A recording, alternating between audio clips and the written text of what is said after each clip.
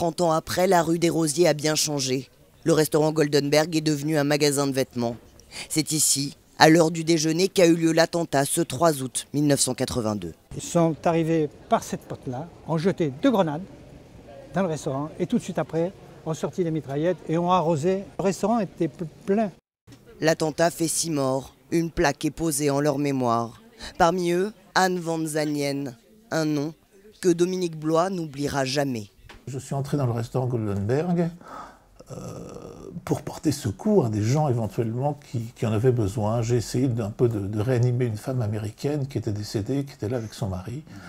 Je suis resté là à peu près 5-6 minutes en attendant l'arrivée du SAMU. Les secouristes font face à un massacre, improvisant une morgue dans une cour d'immeuble. Ces clichés ont été pris par Gilles Wacky. Il est le seul journaliste à s'être rendu aussi près.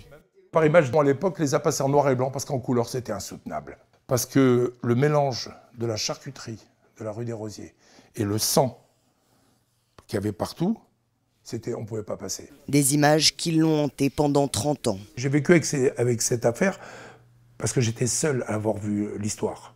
La patate chaude, c'est moi qui l'ai, donc je l'ai gardée longtemps. Et aujourd'hui, quand j'apprends qu'on les a logés, pour employer un mot de policier, et qu'on va en reparler, et que j'ai évacué avec les artistes, bah, je suis bien dans mes baskets. Hein. Lui a tourné la page, mais ses photos, elles restent et font de nouveau la une.